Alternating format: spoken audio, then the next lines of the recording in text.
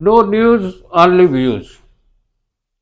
सरकार किसानों के हित की बात करती है, चाहे केंद्र की हो चाहे राज्य की हो, लेकिन हकीकत कुछ और है।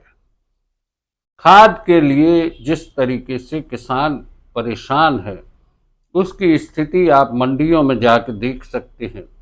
सुबह 4 बजे से कतार में लगता है, फिर टोकन की कतार में जाता है, फिर आधार कार्ड लेके घूमता है और एक तरह से वो त्रस्त हो जाता है। और फिर इसका फायदा उठाते हैं वो ब्लैकमेलर जो महंगे दामों पर खाद बेचते हैं। हमारे साथ हैं राघवेंद्र पटेल, भारतीय किसान संघ के अखिल भारतीय प्रचार प्रमुख हैं। आज हम उन्हीं से बात करते हैं। आपका हम स्वागत करते हैं। नमस्कार। खाद को लेके जिस तरीके से पूरे मध्य प्रदेश में एक मुद्दा उठ गया है, क्या है ये? देखिए, सभी जानते हैं कि किसानों को खाद, बीज, कीटनाशक की आवश्यकता होती है। खेती हमारे बहुत लंबे समय से होती चली आ रही है और सरकार का जो सिस्टम है वो भी जानता है कि किसानों के बीच में खाद की का क्या महत्व है, खाद कितनी उसके लिए आवश्यक है। यदि खाद किसान को समय पर नहीं मिली तो निश्चित तौर पर मानिए कि खाद के अभाव में उसका उत्पादन प्रभावित होगा ही। यदि वो 5 कुंटल पैदावार प्रति एकड़ ले रहा है तो वो 3 कुंटल पर आ जाएगा। तो इसमें नुकसान किसका होगा? तंत्र अपनी विफलता को छिपाने के लिए रोज नए नए विषय लेकर आता है कि हमारे पास इतना स्टॉक है, इतनी खाद हमारे पास पर्याप्त है, हम किसानों तक पहुंचा रहे हैं। जब किसानों तक आप पहुंचाने की बात कर रहे हैं तो फिर किसान लाइन में क्यों लगा हुआ है? ये सबसे बड़ा विषय है। मुझे लगता है इसका उत्तर मिलना चाहिए। कृषि मंत्री बोल रहे हैं कि पर्याप्त खाद है हमारे पास। केंद्रीय कृषि मंत्री ने भी ये भरोसा दिया है। इसके बाद आखिर कहाँ पे डिस्ट्रीब्यूशन में कहाँ दिक्कत आ रही है? बिल्कुल, आपका कहना बिल्कुल सही है कि सरकार भी पूरी खाद बुला रही है, रैक पर रैक यहाँ आ रहे हैं। लेकिन हमारा भी है कि भाई, यदि आप कहते हैं कि भाई पर्याप्त खाद है तो फिर खाद को जो वितरण की व्यवस्था है फिर उसमें खामी है। अभी मान लीजिए जबलपुर में ही आप देखिए कि पहले किसानों को पर्याप्त, कभी आपने सुना भी नहीं होगा कि किसान लाइनों में लगते थे आज से 3 से 4 साल पहले। लेकिन अभी विगत दिनों से आप देख रहे हैं कि किसान खाद के लिए परेशान है। कभी उसको टोल फ्री नंबर बता दिया जाता है, जब किसान उस पर फ़ोन लगाता है तो वहाँ फ़ोन नहीं उठता है।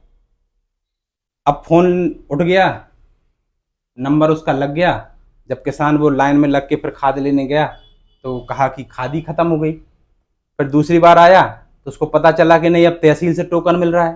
वो तहसीलदार के यहाँ लाइन में लगा, वहाँ से टोकन लेके आया, तब तक आया तो उनके खाद वितरण केंद्र से फिर खाद खत्म हो गई। फिर वो आया जिस दिन, दूसरे तीसरे दिन फिर लाइन में लगा। वो लगभग ये प्रक्रिया 4 दिन तक चल रही है। और वो आया तो बताया, फिर वहाँ पर जो खाद्य वितरण अधिकारी था उसने कहा कि नहीं, अब आधार कार्ड लेके आइए। पता चले कि उसकी माँ का आधार कार्ड है, वो 70 साल उम्र है माँ की। अब वो माँ को लेने जाएगा, क्योंकि आधार कार्ड से यदि खाद दी जाएगी या बही से दी जाएगी तो उनका अंगूठा लगाना जरूरी है, तो फिर वापस जाएगा। लेकिन अंत में अंतोगत्या ये हुआ कि उसको खाद मिली नहीं। और फिर वो, अब आप देख रहे हो उसकी परिणति देख रहे हो कि किसान बहुत आक्रोशित हो गया है। और आज वो जिसको खेत पर होना चाहिए था, जिसको अपनी फसलों को संभालने के लिए उसको वहाँ खेत में रहने का समय था, आज वो सड़कों पर आ गया है। और ये सब सरकार तंत्र की अव्यवस्था के कारण है कि वो मजबूर हो रहा है और ये सारी चीजें गतिविधियों में। किसान संघ जो है वो सरकार का, भारतीय जनता पार्टी का एक अनुषांगिक संगठन भी है, संघ का है। कि आप लोगों ने अभी तक इस वितरण प्रणाली को लेकर सरकार का ध्यान क्यों नहीं आकर्षित किया? देखिए, जो हमारे जिले के अधिकारी हैं, ये उनकी जिम्मेदारी होती है कि आप जिसके लिए नीतियां बना रहे हैं, जिसके लिए नियम बना रहे हैं, जिसके लिए गाइडलाइन तय कर रहे हैं, कम से कम उस किसान को तो एक बार बुला के पूछ लो कि वो क्या चाह रहा है। लेकिन नहीं, बंद एसी के कमरों में अपने विभाग के अधिकारियों के बीच में तय कर लेते हैं कि हमको इस बार किस प्रकार से वितरण करना है खाद। हमने बार बार हमने जिला प्रशासन से कहा है, माननीय कलेक्टर साहब से भी कहा है कि जब तक आप किसानों के लिए कोई नई व्यवस्था या नया कुछ प्रयोग आप कर रहे हैं तो कम से कम किसान से चर्चा कर लें। वो आपकी चर्चा में भागीदार होगा और आपको सुझाव देगा, और उन सुझावों पर यदि आप अमल लेंगे तो वो आपका सहयोगी भी बनेगा और हम भी आपके सहयोगी हैं व्यवस्था बनाने के लिए। अब आप एक तरफा नियम पारित कर देंगे तो मुझे लगता है, कहते भी हैं कि एक हाथ से ताली नहीं बजती है। तो आपसे निवेदन है कि आपको यदि सफलतापूर्वक जिले को चलाना है और किसानों को सही समय पर सारी उपलब्ध आपको कराना ऐसा है तो नहीं उसको लगता मदद कि करिए। कहीं ना कहीं जो तंत्र में बैठे लोग हैं वो उन लोगों का काम कर रहे हैं जो ब्लैक में खाद बेचते हैं, या तो उनसे उनकी साठगांठ है। बिल्कुल, हमारा तो स्पष्ट आरोप है इस मामले में कि भाई जो खाद वितरण व्यवस्था है वो भ्रष्टाचार की भेंट चढ़ गई है। क्योंकि आप जानते हैं कि आज बाजार में आप देख रहे हैं जो 266 रुपए की बोरी है वो 350 और 400 में बिक रही है। और आप सोचिए कि उसमें आप सोचिए उसका मुनाफा, यानी ये एमआरपी है 266 रुपए, यानी मैक्सिमम रिटेल प्राइस, इससे ऊपर एक कायदा कानून बना हुआ है कि इससे ऊपर बेचोगे तो आप पर कार्रवाई होगी, लेकिन आज तक किसी पर कोई कार्रवाई नहीं हुई। मेरा तो स्पष्ट आरोप है कि सरकार का तंत्र इसमें शामिल है और बड़ी मात्रा में वो व्यापारियों के साथ मिलकर मुनाफाखोरी कर रहे हैं और कालाबाजारी बहुत चरम सीमा पर।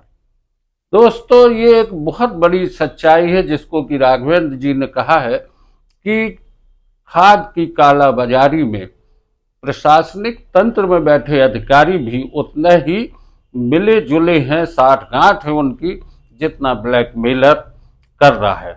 आज किसान परेशान है। किसान की स्थिति ये है कि वो कतारों में खड़े होने के लिए मजबूर है। राघवेंद्र जी, आपने नो न्यूज ऑनली व्यूज से चर्चा की, बहुत बहुत धन्यवाद।